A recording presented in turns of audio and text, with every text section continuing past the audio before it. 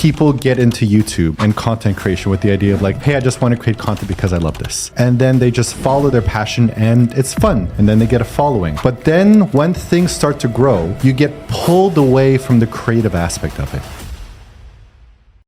People who know social media take it as a business. People who don't know social media take it as a media. So some people work on it, some people consume it. A lot of people now are thinking of social media as advertising media. And a lot of people are going into this like, hey, I really want to make some more money, so I gotta have a social media channel. That's just a horrible approach. Some people think in terms of I'm an influencer, and some people think in terms of I'm creating value. The thing that matters the most when you're building product is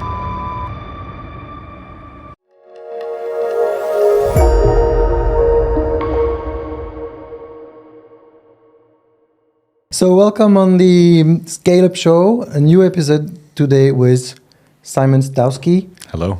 Welcome, Simon. Thank you. So quick intro, you tell me if I'm wrong. All right. For just for the record, it's the second time we're doing this. This is the second time, yes. Because the first time was an absolute mess, Hot mess. but a funny one. Yes. Because we had some, obviously, refurbishment in the building just on the day where we were recording, and it was like trying to speak and then and impossible. Even though you planned this well in advance and even though you let them know, it's still Portugal and they'll just do construction when they're So ready. anyway, second try today. Hopefully that's the right one. So about our guest today. So Simon is a Lisbon-based creator, content creator, and a consultant specialized in personal brand building and organic community engagement.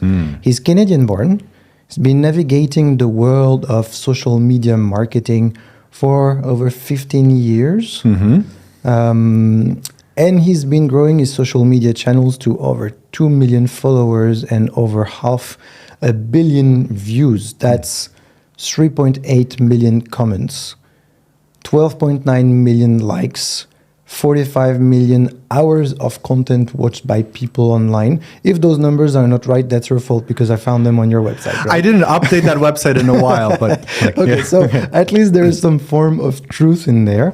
He's been featured in Insider, Wall Street Journal, Al Jazeera, Nikkei Asia, because the guy's been living in Asia for quite a while. We're going to be talking about that. He's worked with brands like HP, Hilton, Airbnb, Kia, Coca-Cola, Jack Daniels, stuff like that. And you might know him if you're into globetrotting because he had his own studio, the Eat Your Kimchi studio in South Korea, with a team with lots of things happening. And he also spent some time in Japan working on channels on international traveling. Now, That's all right. that's all right? Yeah. Okay. No now, mistakes there. The interesting thing is when we look at your website, there Yeah. is one quote that I like, and I'm going to read it. It says, social media influencers last on average 7 years before they quit. We can come back to that. But success isn't in numbers. So I'm giving the numbers for the framework, but that's not the point. Sure. Success is in creating content in a sustainable way with strategies that promote long-term growth while maintaining your well-being. I like that. Thank you. Because the thing we're talking about in the Scale Up Show is how do you scale a business? But the scaling is about the business. But you can't do the business if you don't do the guy as well. For sure. And there is a mindset thing, right? Yeah, 100%. So we're going to be talking about both. Great. I love that quote. I wrote that quote, so I'm glad that we're focusing on that. That's a big value to me. I was just in England like a couple weeks ago, and I was speaking with a very big YouTuber there that has I think 6 million subscribers. And like I asked him if that 7-year problem is still a problem, because I remember hearing that when I was at a YouTuber conference called the Creator Summit, where they invite the top 100 YouTube creators. And I went there 3 years in a row. I haven't gone in a while. And he wound up saying that it's still an issue. A lot of creators quit after 7 years. Why 7? I don't know. I've heard it just called the 7-year itch. And I remember like at the YouTube conferences, they didn't actually know either. Like I lasted a lot longer than 7 years. I lasted around like 13 before I'm like, okay, I can't really do this anymore. But I think it's just, they're different ideas. I think people get into YouTube and content creation with the idea of like, hey, I just want to create content because I love this. And then they just follow their passion and it's fun. And then they get a following.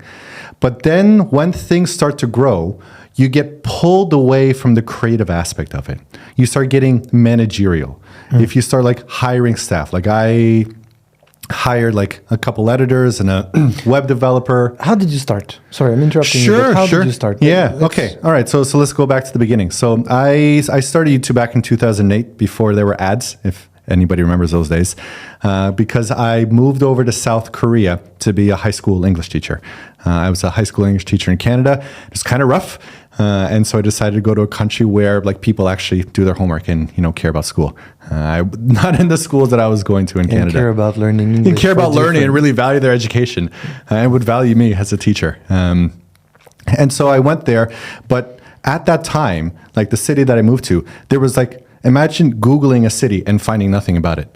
Like this was like 2008. And so I Googled the city, it was called Bucheon, and there was nothing. And I thought, am I going to live on a farm? Am I like, what is this going to be like? And then the day before I flew out to South Korea, the newspaper said that North Korea threatens to cover South Korea in an ocean of fire. So my family reads this and they're like, what the fuck? Are you going to a war zone? Like I had no idea. And I just imagined it was going to be like rubble everywhere and bombs. I was going to have like the war paint under my eyes, like in the movies. And then when I went to Korea, it was fine. Like people were flying kites. No one gave a shit about what North Korea was saying. And so I just started shooting some videos to show my parents like, hey, look, I'm alive. This is me eating food. I'm doing okay. And this is me using the bus. And this is me doing this. And I just did it for my family to try to like make them feel calm. And then for some reason, other people started watching it. And other people that were moving to Korea also who had no idea what it was like, they just found my content. It was just a very underrepresented niche. And from there, just more and more people started watching and asking questions. And I felt such an immense sense of gratitude because Game of Thrones was on at the time also. And why would you watch me if you got Game of Thrones? I mean, do you see how much money goes into that? I had like a 380p camera, I think it was. It wasn't even like 720. It was so bad.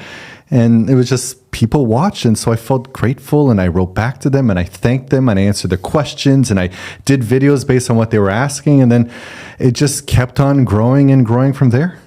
So when you're talking about that, one question that came to my mind when I was starting to prepare this discussion and when we talked last time, because we had time to talk. Yeah. The refurbishment thing gave us time to do that. Uh-huh.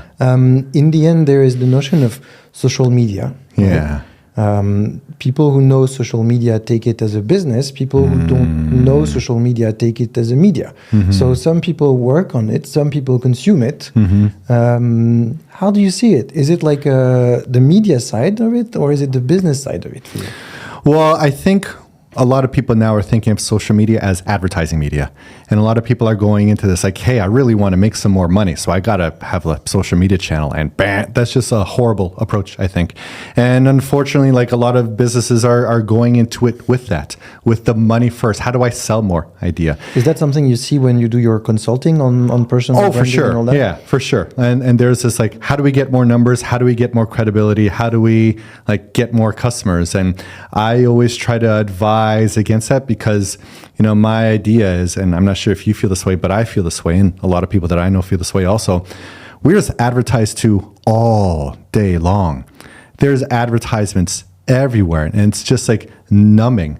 And as soon as I feel any kind of advertisement and content, it's just an instant, bleh, I don't want this anymore.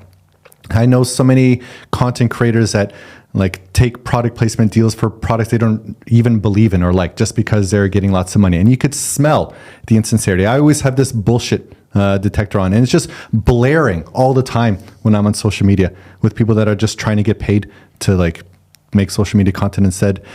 And so that's the media more than the business. So, but that's what they're doing from the business perspective of like, they're not doing it for the idea of creating media as an end in itself. They're creating media as a means to an end of getting more customers. Like for me, I always just wanted to make stuff that I was passionate about. The goal was always do I really love this? Am I going to enjoy this? Am I going to have fun with this?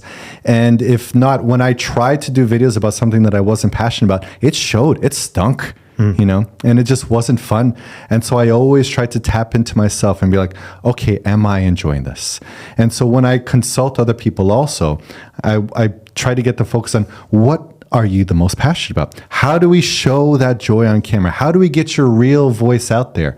Instead of just like, how do you copy somebody else to try to get rich? How do you instead find the thing that you love? Just run with that and kind of be blind to the numbers, and the numbers will grow in themselves.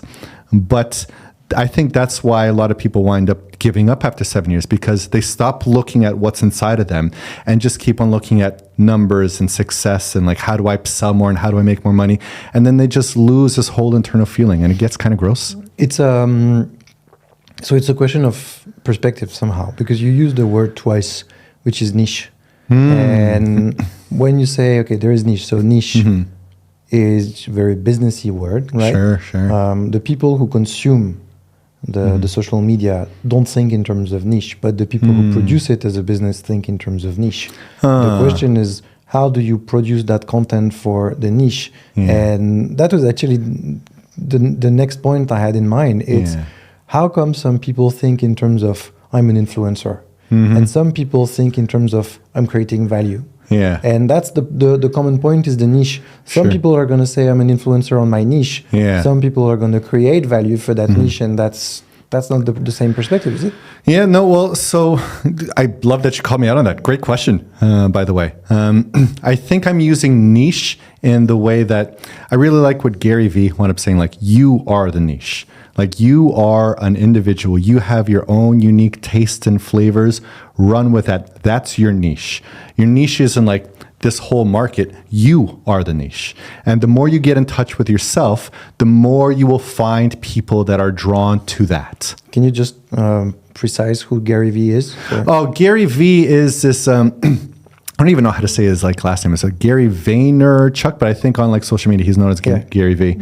And he just he's done a couple books like Crush It and Crushing It, and he really like tells people kind of a similar message here of like, just do the thing that you really love and just dedicate yourself to that, and good things will happen. It's very much like an alchemist kind of message. Like, if you just follow your personal legend and pursue what you love with all of your heart and your energy, then the universe will conspire to make that happen. How did that work with the Eat Your Kimchi studio? What was the motto behind it? What was the passion? Well, the passion behind it at first was teaching, right? So because it's kind of like a mix of a few things. Like I came there with like a teaching background, right? Makes sense. And it really kind of like, when I was in my classes, they were all Korean students, and I'd have to like give these English lessons. And one of them would be like, John wound up saying to Sally that, can I have a hamburger? And I thought, nobody in this room is called John or Sally. Like, this is kind of irrelevant to them. And I hear these students constantly singing K-pop songs. So I figured, why don't I make a video explaining K-pop songs, using some of these like names that they know from like K-pop videos, right? K-pop artists. That will definitely resonate with the students a lot more. And that'll make these potential teachers that are coming to Korea connect with their students a lot better. So there was this element of connecting with the students and connecting with the people that are watching me, and also providing some kind of educational value there. So there was that kind of element. But then that K-pop sphere kind of like really blew up, and people really enjoy that. And I had fun with that, like dancing. I used to dance on camera to K-pop a lot. I don't dance on camera anymore. But back in the day when I was younger and I had a lot more hair, then shit, it was a lot of fun. And so people loved it and they encouraged me to do it. And so that became my thing for a while, you know? If you take a moment to look at the Eat Your Kimchi Studio page on YouTube, there is the part where it's like probably the beginning, and then there is the part where it becomes like a TV show with, tell me if I'm wrong, but probably people following you and recording you. And I love this one where you went on that Japanese market.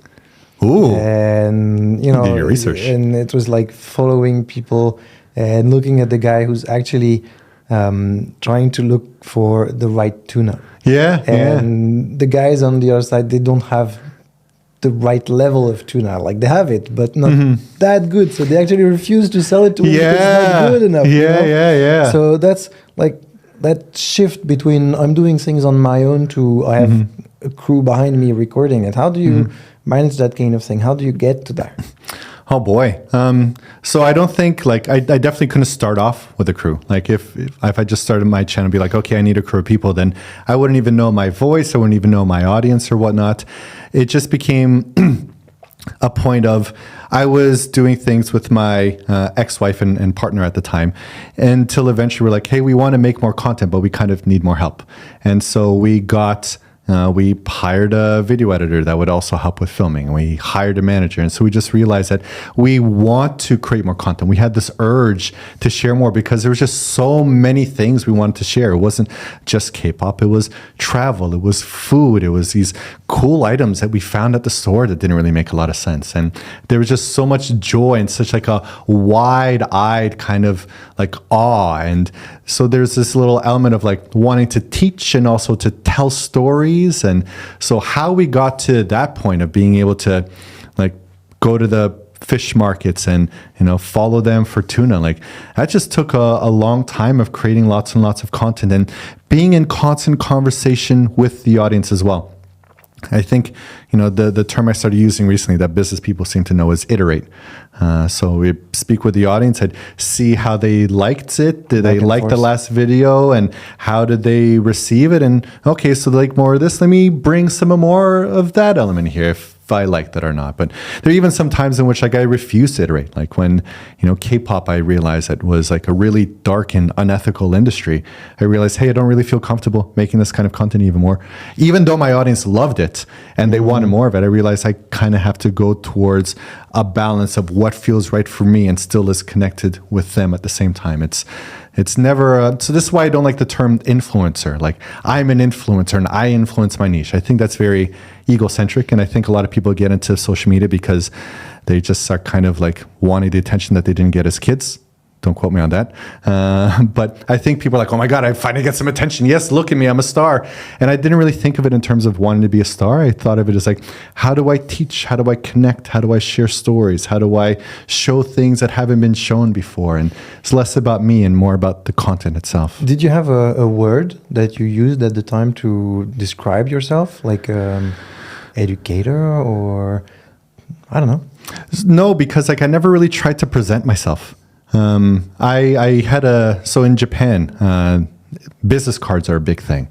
And like, 2 hands? Yes, like you give it 2 hands, you look, really thick cardstock, and you look at both sides. In Hong Kong. Right? Oh, in Hong Kong as well? Yeah, you start with this first, you give the business card, just like that. And, I actually had that in class because I've been teaching at university as well. Oh, yeah? And then we come back to you. But sure. We had that class online, it was COVID, and we asked the students to like pitch something. And one of the students on camera was on the other side of the screen, and he took a business card and he looked at the camera just like that. And he went like, hey, my name is whatever. Awesome. He's showing me to the camera, just like that. Yeah. So that's very cultural. Yeah, super cultural. But I refuse to partake in that culture. So I would always accept people's business cards, but I never had one of my own. Okay. Because I never really wanted to be like, I am this, I do this, I offer this. It was more like, hey, if you want to work with me, let's talk. And if you already like know who I am, then I don't have to try to sell myself to you. But if you're approaching me like, hey, I think I've seen your work, I'd like to do something together, then cool. That's a much more organic conversation than, hey, look at my card and you might remember me that way. So I don't think I even like really labeled myself at the time. There was always this kind of discomfort even with the fame that came with it. Because I always just thought like, I'm not really doing anything that big or that special. I just viewed myself as like the equivalent I always use was, hey, I make Big Macs. And imagine if someone comes up to you and you're like, hey, this Big Mac was absolutely great. Like, okay, fine. And then 100 people come up to you and be like, hey, your Big Mac was awesome. And you're like, I don't know. It's a Big Mac. And then you get flown over to other countries and you get paid to talk about Big Macs. Like, I don't know. I'm just making fucking Big Macs. I don't know what the big deal is. And so there was always this kind of like not wanting to latch on to a title of an influencer or have any kind of ego attached to it. But I don't know. It was a weird, difficult balance, I'd say. So if we just for a second come back to the name of this show, the Scale Up Show. Yes. Usually people scale up in like strategy. They start thinking in terms of, I am here, I am trying to go there. How am I going to do this? What do I need to build? So my sales increase, and then my organization has to follow up, because otherwise the thing just implodes, right? Sure. From what you're describing, your scale-up strategy kind of is more organic. Yeah. And it's more about value and teaching and educating, and whatever has to comes. And the more you produce the content, the more the scaling happens. Yeah. Something like that? Because the goal was never scaling. The goal was never like, how do I get bigger? How do I get 1 million subscribers? How do I get 500 million views? That was never the goal itself. The goal was always, I remember I just watched an interview on like the Harvard Business Review from like the CEO of Microsoft. And he said, the thing that matters the most when you're building product is empathy. How do you connect with people? And how do you really like understand their needs and their feelings? And my goal in everything that I do, be it like the work that I do or the relationships that I have, or even just being with myself, is a sense of like, how do I truly connect with what's alive here? How do I not try to force things? How do I just really connect and understand? So I had a very close relationship with my audience, and I knew a lot of them by name, and I tried to be like very like friendly and like loving and connected with like a lot of my team as well. So it's always a matter of like what feels right, what doesn't feel forced. Don't make people work obscene hours and crazy overtime, and don't destroy yourself in the process of trying to grow. Like always be kind to yourself and to your team above all, and good things will come out of that. Right? I think of it like farmers. Like if a farmer's trying to grow a carrot, you're not going to grow it by pulling on it fast. You just nurture it. Like how do we create a like good nurturing environment where everyone could feel good about what they're doing? And is it something that you think is kind of usual, or is it more like usually people are just going to try and force it up and things like that? I mean, if you look at YouTube, for instance, so I'm talking a lot about scaling up. So the things that pop up on my feed are things that relate to a business, money, which I'm not interested in. But you see one guy, and they're all like, I'm going to give you the secret to make money tomorrow. And at some point, I mean, I watch them not for the secrets, but to see how they pitch the thing and what's their approach to communicating it. Sure. So I'm curious about that. And in the end, it's like, okay, but so what? Is it even true? Or are you just building that thing because you have an affiliate link in the end? Right. And also like I've seen some of this content as well, and a lot of it is just so fucking gross. Like the way that they talk about it's like you got to find your client's pain point and exploit that and make them really feel like they have to buy the thing that you're selling. And it's just, it feels so manipulative and insincere and just unkind. And it's just like there is this idea of I gotta grow, and I don't care how many people I grow, how many people I hurt in the process of my growth. But that's just, I don't think that people can go to sleep and feel good about themselves at night. Like if money is the only thing that matters to you, then sure, go that route. But I would much rather have like a healthy community, be connected to society better. And I don't like the way a lot of that stuff works. So this is why my approach is a little bit different. This is why I think like I've been able to last as long as I have, because some people do get so caught up in the numbers and the money. And as soon as you start counting things, as soon as you start quantifying, you start losing the qualities of it. You start losing the things that really matter right here. Yeah, it's the logic of, was it in the lean startup or books like that? They were talking about I was going to say the importance of numbers, but that's not the case. It's the bullshit of numbers. And they were saying the issue is vanity numbers. And you know, that thing where what I did in the first place, which is numbers, and you're like, wow. But in the end, what do they mean? Not much. Right. And I even feel gross on my website for having those numbers up there, but it's more kind of like if somebody, like now that I'm trying to like reach out and find some more clients for like my consulting, they kind of have to know who I am. And you can't really like look on a page and be like, wow, this person's so nice. I really want to work with a nice person. They first have to kind of see like, hey, here's a resume. He knows what he's doing. But as soon as I start working with people, I don't talk about numbers. I talk about like, how do we really amplify your voice? How do we really find out what feels true to you? Because there is the brand and people recognize the brand, and then there's what the brand provides, which is the value added. Yeah, there you go. Hey, well put. I like that. Yeah. So that shift, so you started by creating content for the parents, and then it moved to creating contents to educate, and then more, and then a lot, scaling up and then scaling down. Yeah. Where do you stand now? What are you working on? What is and then we talk about the mindset, but just since on the business side, what's your next step? What are you working on? How are you building what you're building now? Yeah. So currently I'm more interested in like doing consulting rather than like creating content. I've created content like since 2008. It's 2024. What is that now? Almost 16 years. Almost 16 years. Oh, wow. That's huge. And I've kind of just like been on camera enough, I think. And I'm more interested in seeing how can I help other people instead of like constantly amplifying myself. How can I help other people grow? So I have the education. Yeah. You have an educator kind of thing, you know? Yeah, that's true. I mean, that's what I went to school for. That was my passion. I always loved being able to like take in ideas and synthesize them and share them in ways that like resonate with people. You definitely made me think about that a lot more. So I'll send you the bill. That's thank you. This one is free. You can keep it. Oh, that's very kind of you. So now I've just been networking with people and just like finding like a couple clients. So like I'm pretty busy already. I've hired my first employee to help with some of the work that I'm doing, and I just speak with people and I just keep on making connections. And if I hear that somebody needs help, I just talk with them. You're like, what are you doing? I'm always curious about what's happening in other people's lives and other people's worlds, and how are they approaching social media. And then once we talk for a bit, if they ask, if they're like, hey, can we work together, then I see what we could do. But it's always like a natural thing. It's not like I have like funnels, I think is the term that a lot of people use, or like outreach or whatnot. Acquisition funnels. There's no acquisition process. Like I already am flush, so I'm already comfortable with that. But I'm always interested in like, how can I listen to more people and see what projects I could be a part of? Are these projects that I find valuable? Will they add value to the world, or am I just like, this is just somebody who's trying to get rich?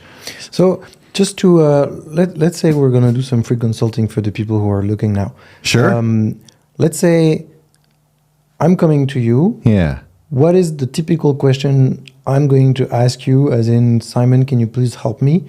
First part of the question. And then the one I prefer is, what is it that they really mean? So what is it that they're looking for really, but they're not saying it? Yeah.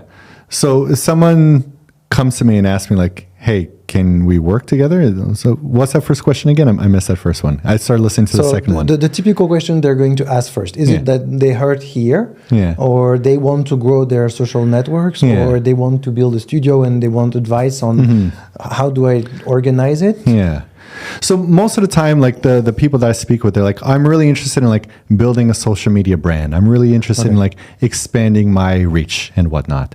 And so my idea is like, okay, well, can I help you find your audience? What kind of audience are you looking for? Who are you trying to speak with?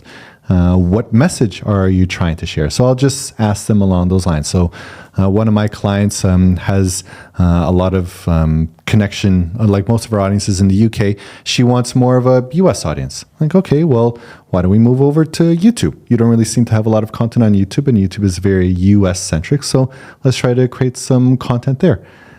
So it's more just a matter of like listening. Like I'll just ask them a bunch of questions of what they're trying to do, and then seeing what I know about social media and suggesting some ways to make things a little bit better and easier for them, and trying to direct their mind away from like, how do we grow things quickly, to how do we just grow things? Like, how do we find a system? How do we find a process in which you enjoy creating some of this, right?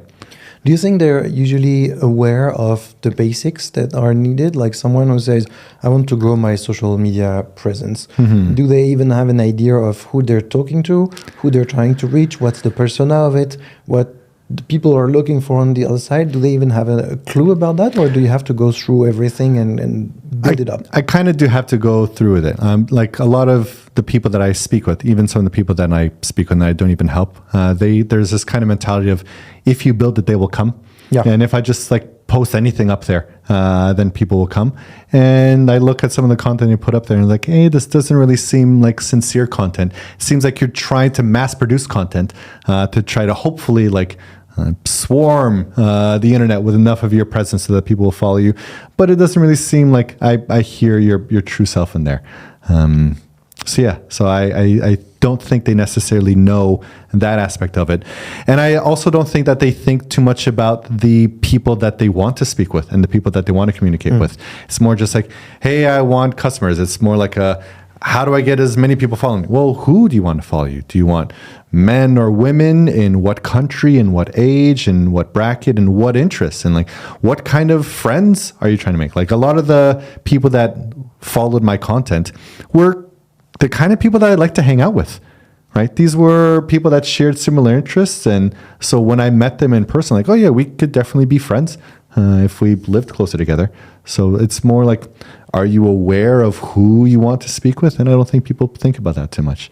I think social media at first was promised, back when it came out, as a means of connecting you with friends and family, right? It's like, oh, you can't see them here, so you could go on Facebook and you could see your cousin from here. I remember that side. Right? Remember that aspect in which like it was promised as like a form of connection? We've kind of forgotten that aspect of social media of like, who are you trying to connect with? Like we didn't get on Facebook like, back in 2009 and think like, hey, I really want to connect with people in Ireland who will buy my stuff. No, it's just like, who do you truly want to connect with? It was a friends system. Yeah, right? So who are the friends that you want to build? What's this community that you're interested in? So I think once I get people more thinking about that, then they kind of understand things a little bit better. Before we move on to the mindset, Yeah. tomorrow someone's coming, you over there. Yes. They're coming and they say, hey, Simon, can you help me? What are the 3 things you're going to ask them? Start with 1, 2, 3. Okay. Hey, Simon, can you help me? Question number 1 would be like, help you with what? What are you trying to do? Question number 2 is, what do you love talking about the most? There's some people that I've spoken with that, like one guy that I spoke with last week, a friend of mine, really wanted to get into like creating content about real estate, but he doesn't really love real estate. He loves old cars. Like, why don't you create content about old cars? Like, follow the thing that you really love. And so like tap into that. So what do you love to talk about the most? And number 3 is, do you like making video? I think a lot of people think that video is just necessary, but video is a time vampire, right? Like, do you really want to go the video route, or do you prefer taking pictures, or do you prefer writing blog posts and newsletters? Like, what is your artistic medium? Because there are many ways that you could express yourself artistically. Video doesn't have to be the way. Yeah. Just because it's the most popular way doesn't mean that it's the only way. So what do you love doing? Because being on camera and editing video takes so much time. And some people just might be camera shy and might not be into it. So what do you love to do? How do you want to express yourself creatively? Yeah, it's true. We don't really realize it here because we're in a setup. The walls, the decoration, the lights, the mics, everything is already there. But if you're in a usual kind of setup where you're doing it yourself at home and all that, you have to build everything. You have to do all the management, this and that. And also this conversation is going so much better because it's you and me that we're talking to each other. We're looking at each other's eyes. Like, a lot of people will go home and put a camera in their kitchen and just like have to look and talk to like a blinking red light. And that's just so inhuman. And it takes a while to develop that voice. And it takes 3-4 times the time. Yeah. So you probably can make like 100 sucky videos just staring at camera until you actually know how to talk to camera. Yeah. You know? Speaking of mindset. Yeah. Why is it important? So as I said earlier, the scaling game is about how can you scale your business, which is not the same thing as how do you grow it. Scaling means how do you prepare it to be resistant, right? That's the organization side of it. What's the mindset? Can you actually grow a business and make it resistant without building the mindset that comes with it? That's a question that's out of my wheelhouse. So is the mindset important for scaling a business to make it resistant? None of these were thoughts that ever came up to me. The only thought was, how do I make sure that I have a good mindset? How do you define a good mindset?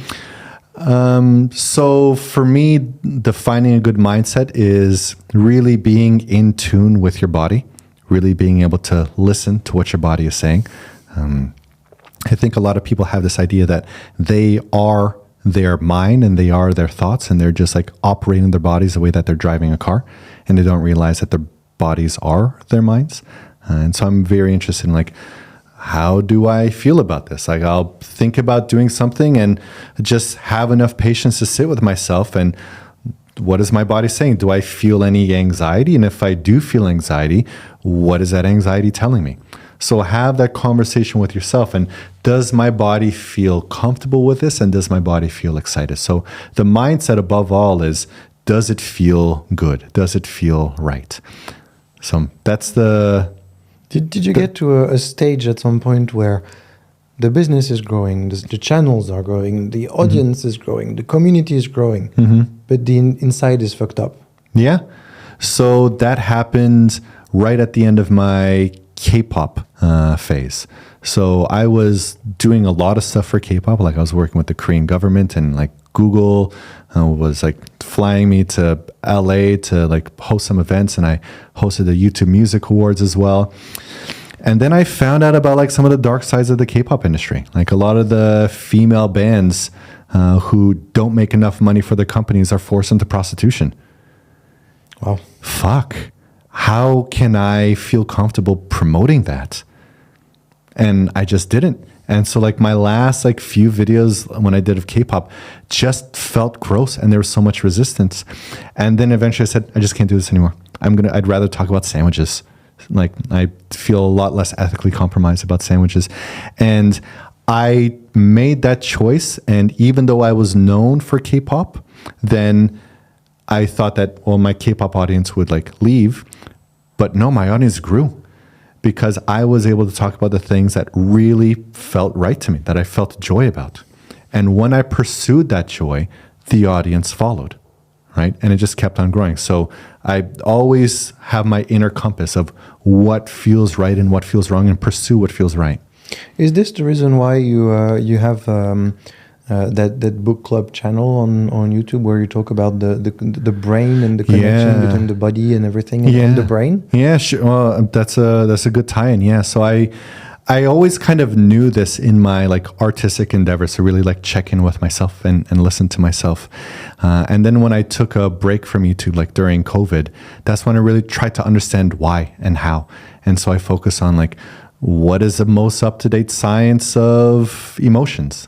Right? Like what's the biggest theory about it now? What is consciousness like? And what are our scientists telling us about that? How do we communicate with ourselves and with others in compassionate and empathetic ways? And this wasn't like natural language that like I learned from my family. Like my family doesn't know how to communicate well. And I know a lot of families whose parents don't know how to communicate well. And so these are just some things that I had to learn in myself. And again, going back to the teaching metaphor that we just keep on falling back to, the best way to learn something is to teach it. And so as soon as I really tried to get these ideas in myself, I tried to find the language that I could embody to be able to share this with others. But it's also a question of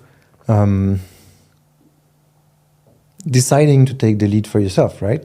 Because in the end, what you just said is also a question of generations. Maybe previous generations didn't talk openly about the emotions because somehow you talk about your emotions kind of feeling weak or something like that, whereas now it's a lot more accepted. Yeah. Well, I guess I also kind of always had this like reward system built into me. Like when I pursued the things that felt right within me, I was rewarded for it. When I pursued doing these crazy YouTube videos about K-pop and then food and then sushi, I had a great career out of that. And I had a lot of great experiences. And now that I'm interested in pursuing like how to help others find their voice as well, I'm being rewarded for that as well. And when I pursue my relationships with friends and like loved ones with like really listening to like what's true to myself and not betraying my emotions, I'm well rewarded with better connections. So I've never had any like negative impetus, or at least over my adult life, I haven't had any negative impetus for really not listening to what's alive in me.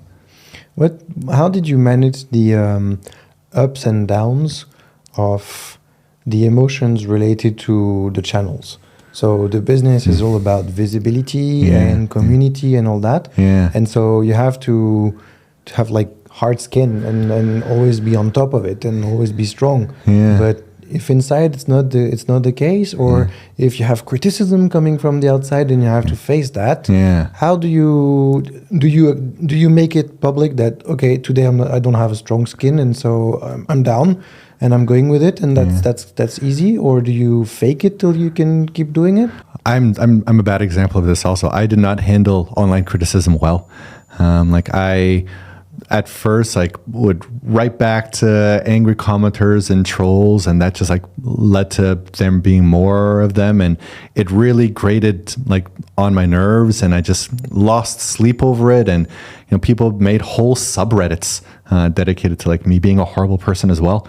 And it's just like, as soon as you get big enough, then you just kind of get that kind of attention, and I just didn't handle it well. So I don't know how to answer this. Like I always try to listen to myself, and it just felt gross.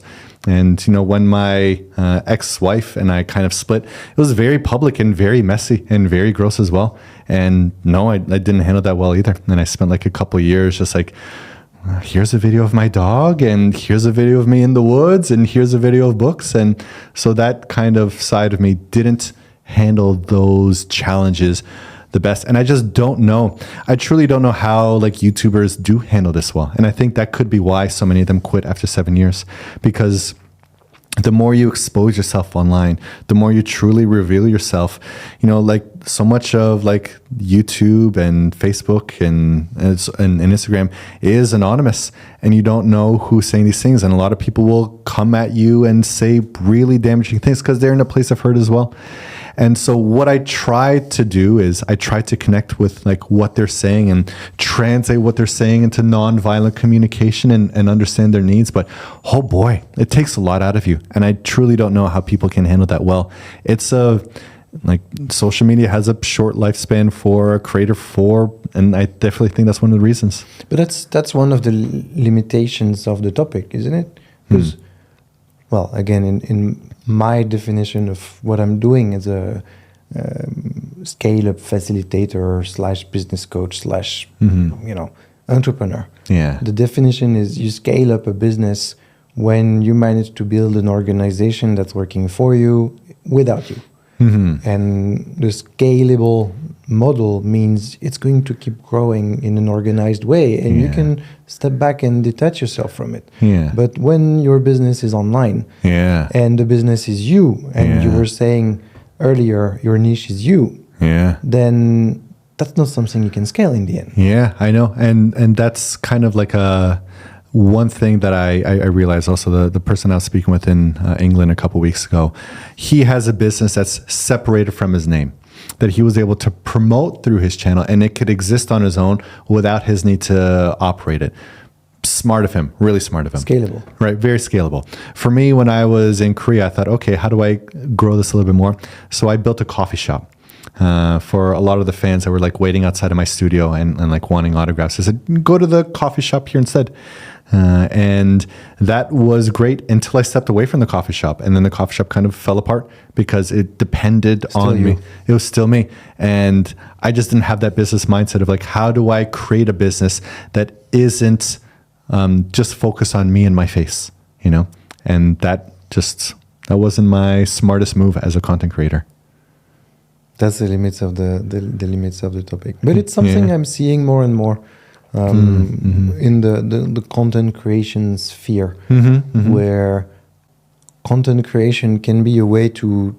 Actually, there is a very good book that's called They Ask, You Answer. Okay. And it's fascinating how the guy is talking for pages and pages about SEO without never mentioning the word.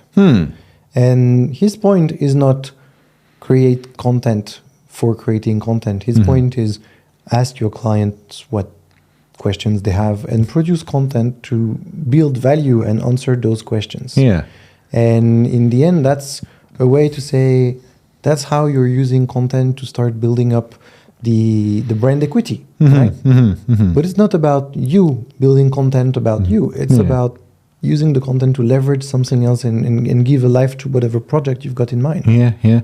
And that's something else that I also advise like some people to do as well. Don't just create stuff based on like, here's what I like and here's what I want to do. A lot of my YouTube shows, a lot of my different like segments were based on like, what is the audience interested in as well? So I had like a FAQ section, which like people would ask a question. I'd pick one of their comments. Hey, this is what they want to know. Let me answer that. So it's a process of co-creation. It's not just like, I'm here on my pedestal and I am giving you content and you should be happy and fed. But how do we create something together? What do you want? And how do we engage in this kind of dance of us all working together and creating something? Do you have any routines, any things you've built in your life to keep the mindset happy and growing in scale up your own mindset, make it work better so that it's going to work? Yeah. I'm all about routines. I've got like 6 alarms on my phone for like the different times of day for the different things I need to do. Like what? So my first alarm is at 6:30 a.m. And it's the kind of persona, the kind of like Greek god that I want to like idolize and imagine myself and be inspired by. So it's just like running athlete. So I wake up every single day since like September. I've been running like 5 to 7, 8K a day, never missing a day even when I'm sick. And that really like gets the body awake and feeling good and the blood pumping and just like totally buzzing and feeling great. Right after that, when I come home and shower, I take my dogs for a walk and then I will journal for half an hour or so and, write down like, what are the things I want to accomplish today? Did I accomplish the things I wanted to do yesterday? What are the thoughts that are alive in me that I haven't been able to give voice to yet? 9 o'clock, I'll have my breakfast, and then afterwards, from like 9:15 to 2 is where I get really my most creative work done. That's when I could really like click on the computer and build stuff and put stuff together. And then at 2 o'clock, when I feel my energy kind of drop, I'll go to the gym, and that's when I'll do my resistance training, and that kind of like wakes me up a little bit more. And then from 3 to around 6:30, that's when I do my less computer clicky building stuff kind of routine and more the how do I, respond to messages here, respond to emails, and like hear what people are saying and follow up.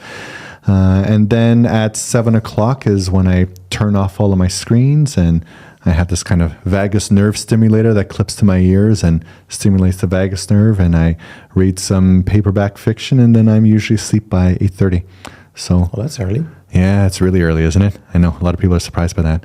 So 8:30, I'm in bed and asleep, and I try to get like a good 8.5 hours of sleep. I wake up throughout the night sometimes because I just like toss and turn a lot, and so I need to be in bed longer.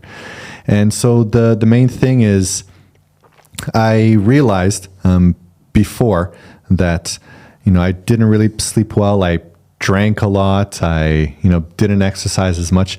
And my mind and my mood were kind of shitty. And it was really hard to like listen to like what I wanted because my body was just in panic. And so now the better that I take care of my body, the less I have the noise from the body interfering with my thoughts. I definitely know that, if I sleep well and eat well and exercise and connect with family and friends, and my mood and my creativity is going to be flourishing. But if I've slept 4 hours and I'm at the desk for 8 and I eat a Big Mac, my mood is going to really kind of suck, and my attitude and my ability to connect with people is going to suck. So I believe that the mindset isn't just like a mind over matter kind of thing. It's a mind under matter. Your mind is a result of your body. It's the steam that comes from a train. And so the better you take care of that engine, the kinder you are to your body, then the better your mindset is going to be. I like the point you make about building a routine that includes personal creativity time. Yeah, yeah. People don't do that usually. No, yeah. And like I find that like, you know, in the morning, as soon as I've taken care of my body and everything, and I've got my blood pumping, then I'm just so juiced. I'm so ready. I'm so excited to make stuff and build stuff and come up with new ideas. And like, instead of just going there like, oh fuck, what do I gotta do today? There's no sense of dread. There's such a sense of joy and excitement as soon as I start. Do you know the I'm sure you do. The difference between the ikigai in the sense that people see the bullshit you see online and the definition from the Japanese culture of the ikigai. Okay. Have you heard of that? I haven't seen a comparison. I know a bit about ikigai, like what are you good at? What can you get paid for? What That's helps the bullshit society? part. That's the bullshit part. That's the bullshit part. I haven't read the ikigai book. So what's the non-bullshit part? So the real one is very much like, oh, that's interesting that you don't know that. Yeah. So you remember that video that you had about the chef who's cooking the tuna? Yeah. That's the ikigai. Okay. Why is that? That means the guy is taking pride in doing his thing right. It has to be the right fish for the right client. It has to be cut the right way so that in the end what you get in your plate is the exceptional thing that makes sense, because nothing else makes sense. It just has to be like that. When you say it like that, it sounds like arty kind of thing, but whoever is cleaning the street has an ikigai, which is, I'm going to do it well. It has to be clean.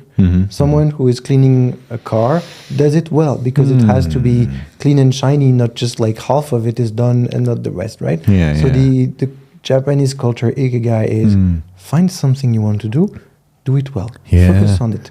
Produce something that's going to be top notch. And then one guy said, okay, I like that idea, but to do that, you need to take a bit of this, a bit of that, a bit of that, and a bit of that. And then he took the Venn diagram, which is you put 4 circles and you match them. And in the middle, there is the thing you should be doing. And that guy said, that's an ikigai. Right? So something that I like, something I can do, something the world needs, and something that can be paid with, right? These 4 things, and then in the middle, that's my purpose. And he said, that's kind of an ikigai. And he wrote an article like that without, just an intent to change the world. But people picked on it and kept that concept as this is the ikigai kind of thing. Wow. Well, thanks for teaching me about Japanese culture. Awesome. Wow. Love it. So I think that's a big part of the mindset thing you're talking about. How so? Well, in everything you're saying, there is something about teaching, educating, doing things the right way, because the content is not about the marketing, it's about what you can pass on, right? Yeah.